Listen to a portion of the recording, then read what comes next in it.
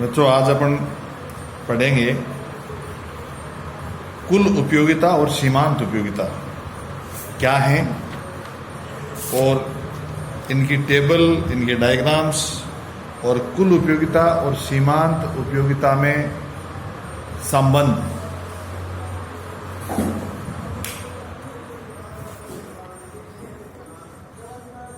कुल उपयोगिता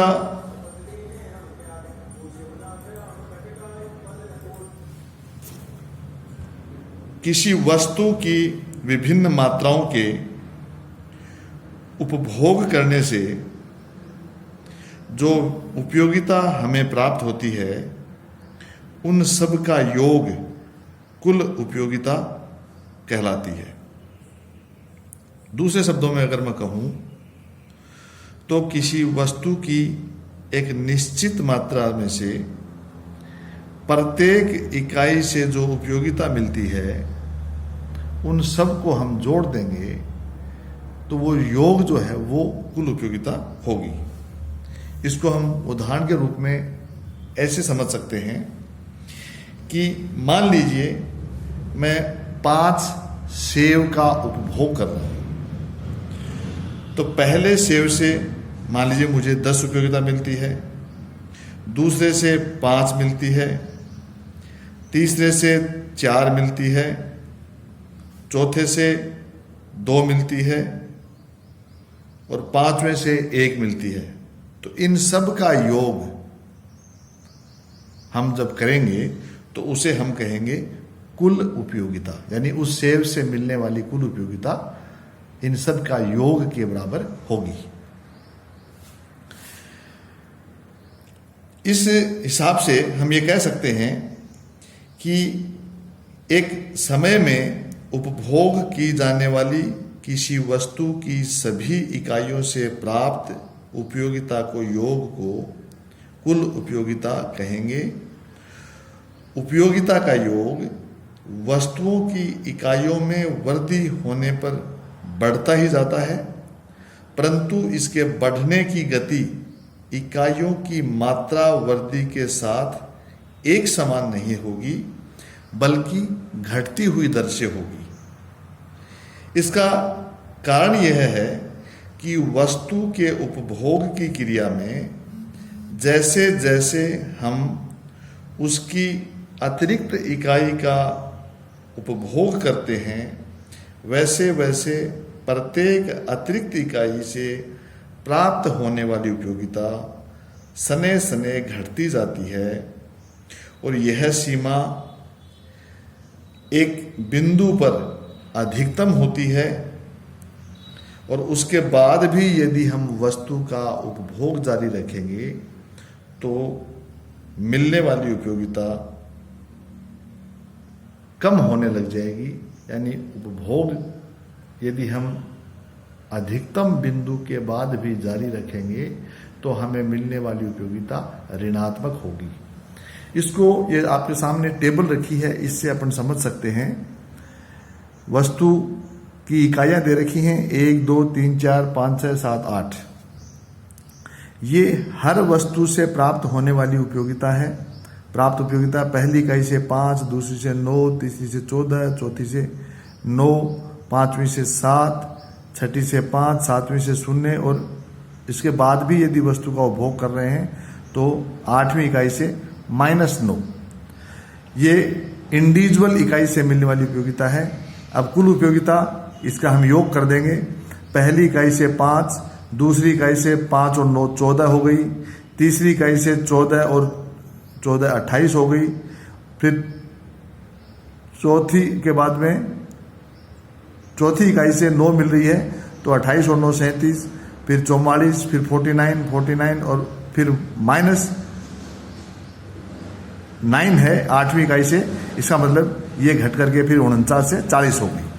अब इसमें देखिए 4 स्टेप आपके सामने आ गए। पहली 3 इकाइयों का जब उपभोग हम कर रहे हैं तो हमें मिलने वाली उपयोगिता बढ़ती हुई दर से है। देखिए 5, पहली इकाई से 5 थी, फिर दूसरी इकाई से 9 मिली है, तीसरी इकाई से 14 मिली है।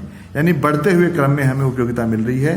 फिर चौथी इकाई का उपभोग करेंगे तो फिर मिलने वाली उपयोगिता कम होने लग गई है, यानी 9 है, फिर अगली से 7 है, फिर अगली से 5 है, और जब हम पूर्ण संतुष्टि के बिंदु पर पहुंच जाएंगे तो मिलने वाली उपयोगिता 0 हो जाएगी, यानी हमें उस वस्तु की इकाई का उपभोग करने से कोई उपयोगिता हमें प्राप्त नहीं होगी, अर्थात हम पूर्ण रूप से हमारी आवश्यकता को संतुष्ट कर चुके हैं। उस स्थिति में हम वस्तु का उपभोग करेंगे तो मिलने वाली उपयोगिता 0 होगी, और यदि उस 0 के बाद भी वस्तु का उपभोग जारी रखेंगे तो मिलने वाली उपयोगिता ऋणात्मक होगी, जैसे कि इस टेबल में -9 दिखा रखी है। 4 स्टेप आपके सामने हैं। ये बढ़ती हुई दर से उपयोगिता है, ये घटती हुई दर से 4, 5, 6 इकाइयों का उपभोग करेंगे तो घटती हुई दर से, 7वीं इकाई में 0 है, यहाँ अधिकतम उपयोगिता है, और 8वीं इकाई में क्योंकि हम अतिरिक्त इकाई संतुष्टि के बाद भी उपभोग कर रहे हैं तो माइनस में है, और कुल उपयोगिता भी हमारी घट करके 49 से 40 हो जाएगी। इसके डायग्राम को आप समझ सकते हैं। 0 ये वाई एक्सियस, ये एक्स एक्सियस, इसमें कुल उपयोगिता दिखा रखी है, वस्तु की इकाइयां दिखा रखी हैं, 1 से 8 वस्तु की इकाइयां हैं, ये कुल उपयोगिता हमने दिखा रखी है। देखिए यहाँ अपनी कुल उपयोगिता 0 से लेकर के 0 से शुरू करके 49 तक जा रही है। तो ये अपने पैमाना मान लिया 10, 20, 30, 40, 50। इसके हिसाब से हम जैसे पहली इकाई का उपभोग करेंगे तो हमने 5 उपयोगिता मिलेगी, दूसरी में फिर 14 मिलेगी, तीसरी में फिर हमें 28 मिलेगी।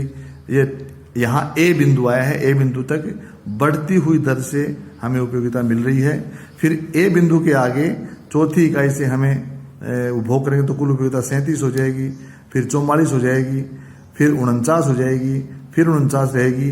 तो ए से बी बिंदु के बीच में हमें मिलने वाली कुल उपयोगिता बढ़ तो रही है लेकिन घटती हुई दर से वृद्धि हो रही है, और 7वें बिंदु पर 7वीं इकाई का जब उपभोग करेंगे तो मिलने वाली उपयोगिता कुल उपयोगिता अधिकतम यानी 49 होगी, और इंडिविजुअल वस्तु से मिलने वाली उपयोगिता 0 होगी। तो ये यहाँ 0 है और अधिकतम उपयोगिता यहाँ होगी। इसके बाद भी यदि वस्तु का उपभोग जारी रखेंगे तो कुल उपयोगिता 49 से घट करके वापस यहाँ 40 हो जाएगी, जो इस डायग्राम में आपके सामने दिखाई गई है। इसी बात को हम आगे बढ़ाएं तो सीमांत उपयोगिता का जो वस्तु स्थिति है वो आपके सामने आएगी। सीमांत का मतलब होता है एक अतिरिक्त, सीमांत उपयोगिता का मतलब हुआ एक अतिरिक्त इकाई के उपभोग से मिलने वाली उपयोगिता सीमांत उपयोगिता कहलाती है। सीमांत इकाई यानी एक अतिरिक्त इकाई। तो सीमांत उपयोगिता कौन सी हुई? एक अतिरिक्त इकाई के उपभोग से मिलने वाली उपयोगिता को सीमांत उपयोगिता कहते हैं। दूसरे शब्दों में हम ये कहेंगे कि सीमांत उपयोगिता कुल उपयोगिता में उस अतिरिक्त वृद्धि को कहेंगे जो उस वस्तु की एक अतिरिक्त इकाई के उपभोग से प्राप्त होती है। इसका मतलब ये हुआ कि मान लीजिए हमने एक वस्तु का उपभोग किया, फिर एक के बाद दूसरी वस्तु का जो उपभोग करते हैं तो वो दूसरी वस्तु पहली के बाद सीमांत इकाई है। दूसरी वस्तु के बाद तीसरी इकाई का उपभोग करते हैं तो तीसरी इकाई सीमांत इकाई है। ऐसे ही हम आगे से आगे वस्तु का उपभोग जैसे जैसे करेंगे वैसे ही ये सीमांत इकाई होती जाएगी, और इस सीमांत इकाई से जो उपयोगिता हमें मिलेगी उसे हम सीमांत उपयोगिता कहेंगे। सीमांत उपयोगिता का डायग्राम टेबल मैंने आपके सामने बनाई है। इसमें देखिए टेबल में 3 आपको एस्पेक्ट दिखेंगे। इसके 3 रूप हैं। एक तो धनात्मक यानी प्रारंभिक उपभोग की प्रारंभिक अवस्था में वस्तु का उपभोग जब हम करेंगे तो कुल उपयोगिता बढ़ती है लेकिन वो घटती हुई दर से बढ़ती जाती है। इस स्थिति में सीमांत उपयोगिता घटती जाती है किंतु यह 0 से अधिक रहती है। ये पहली अवस्था है। तो ये पहली अवस्था देखिए यहाँ आपके सामने दे रखी है। ये इकाइयाँ हैं 1, 2, 3, 4, 5, 6, 7, 8 इकाइयाँ वस्तु की हमने उपभोग की हैं। ये प्राप्त इंडिविजुअल उपयोगिता है। पहली इकाई से 30, दूसरी से 22, तीसरी से 16, चौथी से 11, पांचवी से 6, फिर 0, फिर -5, फिर -10। ये इंडिविजुअल इकाई से मिलने वाली उपयोगिता है। इसका कुल उपयोगिता में अगर देखेंगे तो इसको 30 हो गई, फिर 30 और 22 52 हो गई, फिर 52 में 16 जोड़े 68 हो गई, फिर 11 जोड़े 79, 6 जोड़े 85, फिर 85, फिर नीचे आ जाएगी 80, फिर और नीचे 70। यानी 3 अवस्थाएं आपके सामने हैं। तो हम यहाँ मार्जिनल जो यूटिलिटी है इसकी 3 अवस्थाएं आपको दिखा रहे हैं। यहाँ कुल उपयोगिता बढ़ती हुई दर से है, ये अधिकतम है, और ये घटती हुई दर से है। सीमांत उपयोगिता सेम आपके सामने आ रही है, ये जो है वापस सीमांत उपयोगिता में आ जाएंगे। तो ये देखिए पहले 5 इकाइयों से जो हमें सीमांत उपयोगिता मिल रही है वो घटती हुई दर से है तो धनात्मक, शून्य से ज्यादा है, लेकिन इसको लगातार गिरती हुई दर से सीमांत उपयोगिता हमें मिल रही है। और एक बिंदु पर आने के बाद सीमांत उपयोगिता शून्य हो जाएगी, यानी उस इकाई से मिलने वाली उपयोगिता शून्य होगी, अतिरिक्त इकाई से मिलने वाली उपयोगिता शून्य होगी। जहां यह शून्य उपयोगिता होगी वहां कुल उपयोगिता अधिकतम होगी। तो यहाँ ये कॉम्बिनेशन बैठता है कि जहां अधिकतम कुल उपयोगिता होगी वहां सीमांत उपयोगिता शून्य होगी, और उसके बाद भी यदि उपभोग जारी रखेंगे तो सीमांत उपयोगिता हमें ऋणात्मक होती चली जाएगी। तो यहाँ मैं धनात्मक जो स्थिति है उसके लिए दोबारा बोलना चाह रहा हूं कि उपभोग की प्रारंभिक अवस्था होती है जिसमें वस्तु का उपभोग जैसे जैसे हम करेंगे तो कुल उपयोगिता बढ़ती जाती है, लेकिन ये घटती हुई दर से बढ़ेगी। और इस स्थिति में सीमांत उपयोगिता शून्य से अधिक रहेगी। दूसरा बिंदु है शून्य सीमांत उपयोगिता।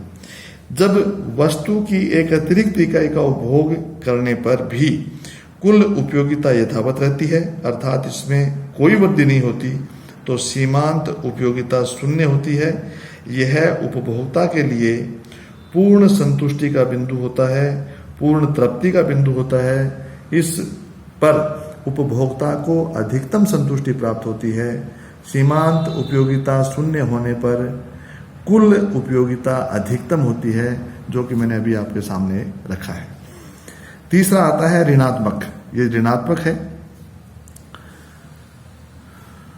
ऋणात्मक उपयोगिता है सीमांत उपयोगिता शून्य होने के बाद भी यदि उपभोक्ता वस्तु का उपभोग निरंतर जारी रखता है तो सीमांत उपयोगिता ऋणात्मक होने लग जाती है। इस स्थिति में उपभोक्ता को उपभोग से संतुष्टि की बजाय असंतुष्टि प्राप्त होती है। कोई भी उपभोक्ता इस स्थिति में उपभोग नहीं करता है। इस स्थिति में कुल उपयोगिता भी घटने लग जाती है। अब ये डायग्राम टेबल जो बना रखी है इसके आधार पे मैंने नीचे डायग्राम आपके सामने समझाने के लिए बनाया है। ये वाई एक्सिस है, ये एक्स एक्सिस है। यहाँ सीमांत उपयोगिता हमने दे रखी है, ये वस्तु की इकाइयाँ हैं। जैसा कि सीमांत उपयोगिता ये कर्व है सीमांत उपयोगिता का, ऊपर से देखिए 30, 22, 16, 6, 11, 6, 0, 5, -5, -10 ये वक्र बन गया।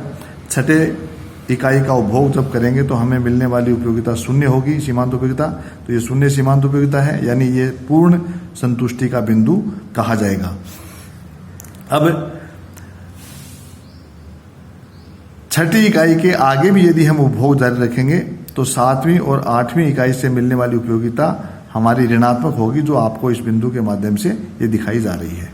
ये यहाँ 1 से लेकर के छठी इकाई तक का धनात्मक सीमांत उपयोगिता है। ये डायग्राम में आपके सामने दिखाई गई है। तो ये मार्जिनल यूटिलिटी का वक्र है। अब मैं आपको ये बताना चाह रहा हूं कि कुल उपयोगिता और सीमांत उपयोगिता में संबंध क्या है, इसके बारे में मैं आपको थोड़ा सा बताना चाहूंगा। तो ये देखिए संबंध सीमांत उपयोगिता और कुल उपयोगिता में, ये नीचे डायग्राम दिया है। पहले मैं इस डायग्राम की व्याख्या करना चाह रहा हूं कि किसे कहेंगे सीमांत उपयोगिता, उसमें क्या फर्क महसूस करेंगे। तो मैं यहाँ ये कहना चाहूंगा कि इन दोनों में बहुत घनिष्ठ संबंध है, जिसको हम इस प्रकार से कह सकते हैं। नंबर 1, जब कुल सीमांत उपयोगिता बढ़ती है, जब कुल उपयोगिता बढ़ती है तो सीमांत उपयोगिता घटती है, लेकिन सीमांत उपयोगिता धनात्मक रहती है। जैसा कि आप देख रहे हैं, ये कुल उपयोगिता बढ़ रही है, तो यहां सीमांत उपयोगिता लगातार घट रही है, लेकिन धनात्मक है, शून्य से ऊपर है। और कुल उपयोगिता घटती हुई दर से बढ़ती है। ये टोटल उपयोगिता है, घटती हुई दर से धीरे धीरे बढ़ रही है। बढ़ तो रही है लेकिन बढ़ने की जो दर है वो घटती हुई दर से बढ़ रही है। दूसरा बिंदु है जब कुल उपयोगिता अधिकतम होती है, यानी इस बिंदु पे 6 इकाइयों का जब उपभोग करेंगे तो कुल उपयोगिता अधिकतम है, और इस अधिकतम कुल उपयोगिता के समय सीमांत उपयोगिता शून्य हो जाएगी। इस स्थिति तक सीमांत उपयोगिता धनात्मक है। इससे इस बिंदु को शून्य सीमांत उपयोगिता या अधिकतम कुल उपयोगिता के बिंदु को हम पूर्ण संतुष्टि बिंदु या पूर्ण तृप्ति बिंदु भी कह सकते हैं। तीसरा फेज इसका है 6वीं इकाई के आगे, जब सीमांत उपयोगिता ऋणात्मक होने लगती है, यानी 6 और 7वीं में नीचे आना शुरू हो गया सीमांत उपयोगिता का, जब ऋणात्मक होनी शुरू हो जाती है तो कुल उपयोगिता भी अधिकतम बिंदु से नीचे की ओर आनी शुरू हो जाएगी। सामान्य रूप से इस स्थिति में उपभोक्ता वस्तु का उपभोग करना बंद कर देता है, क्योंकि उसकी मिलने वाली कुल उपयोगिता घटने लग जाती है, मिलने वाली सीमांत उपयोगिता ऋणात्मक होने लग जाती है। इसलिए सामान्यतः एक उपभोक्ता अधिकतम बिंदु पर आकर के उपभोग की प्रक्रिया को रोक देता है। तो इन दोनों में बहुत घनिष्ठ संबंध है। आज अपन ने कुल उपयोगिता और सीमांत उपयोगिता क्या है, इसकी क्या टेबल्स हैं, क्या डायग्राम्स हैं, दोनों में क्या संबंध है, इस पर डिस्कशन किया। कल अपन नेक्स्ट टॉपिक पे बातचीत करेंगे। धन्यवाद।